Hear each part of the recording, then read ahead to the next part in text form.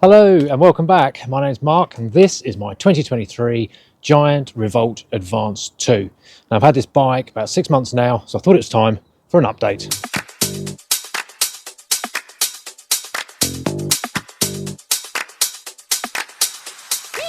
Now I've not done as many miles on this bike as I would have hoped because in my part of the UK at least, it has been an extremely wet winter and a lot of the roads have been flooded, which has hampered things a little. But in that time, some things have changed. The first thing I've had done is a bike fit. For those of you who are unfamiliar with a bike fit, it's basically making sure that the geometry of the bike is set up specifically for you to make sure you are the most comfortable and getting the most out of your ride, as well as seat height, position and tilt. They'll also look at the handlebars as well. Again, the tilt of that, the position of the hoods, make sure you haven't got too much or too little reach as well. And one area you might not think about is actually in the footwear. So my right foot has a natural toe out. To accommodate this, then as part of the bike fit, I've had the cleats adjusted and also some padding put into the sole as well to make sure that my knees are running true. So what else is new? I have also given the frame a complete ceramic coating.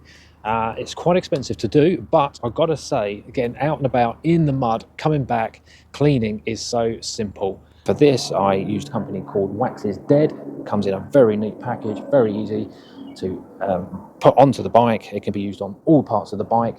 And although it's a small bottle, it coats 2 bikes. Now, I did a full application process on my wife's bike, which if I can, I'll put a link to up here. If not, I will put it in the description below. But the application process is reasonably simple. What it does mean is when the bike comes back muddy from these wet winter rides, it's literally just hose it down and you're good to go. Bearing in mind the wet winter that we've had, I've also bought myself some mudguards or fenders as well. For these, I went with the SKS speed rockers. I went with the SKS because I used these on the road bike and they can clip on, clip off as needs be. Now the ones for the gravel specific bike are a little awkward in the front area because it comes as 2 parts and they are strapped together. So it's not actually as easy to put together.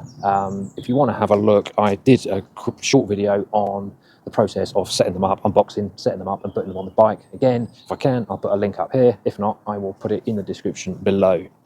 One thing that always makes me smile when I'm riding this bike is a reminder of my very first racing bike, which was bought by my parents for me from Woolworths.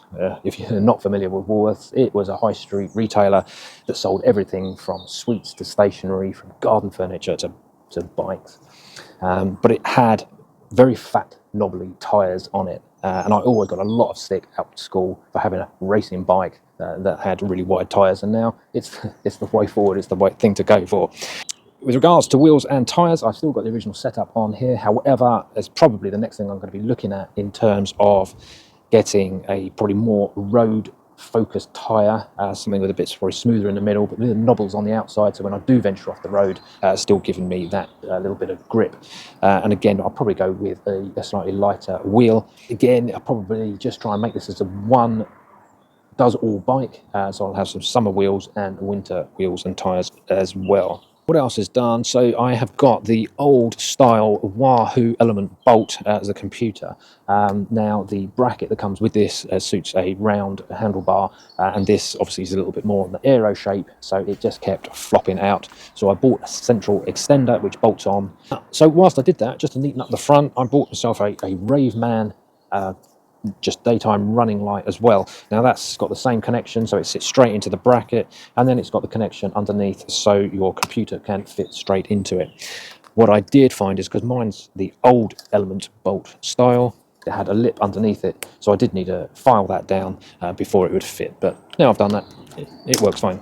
Problems with the bike. So the only issue I have had is with this crank cover. There's a plastic cover here, and that is broken. So I have put in a claim with Giant, so let's see what their response is with that. No real reason. I've not gone anything crazy with this bike. I've not dropped it. I've not come off of it. So that is a bit frustrating. I have very much enjoyed the flexibility of using the roads to link paths together, or having the option of you cycling along and seeing a path and think, where does that go? Let's go and explore it. And this gravel bike is ideal for that. As I said, I think most of my riding is probably sort of 60-70% on the road still, so I think a slightly more road biased tyre would certainly benefit me. Would I recommend it? Absolutely. But at the same time, I would recommend absolutely any bike. Just get out there, enjoy the countryside or wherever it is you are, get some fresh air, get some exercise, and just enjoy being out.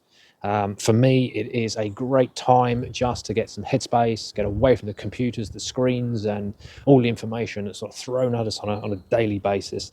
So anyway, hope you enjoyed the update. Thank you for watching, and until next time, cheerio.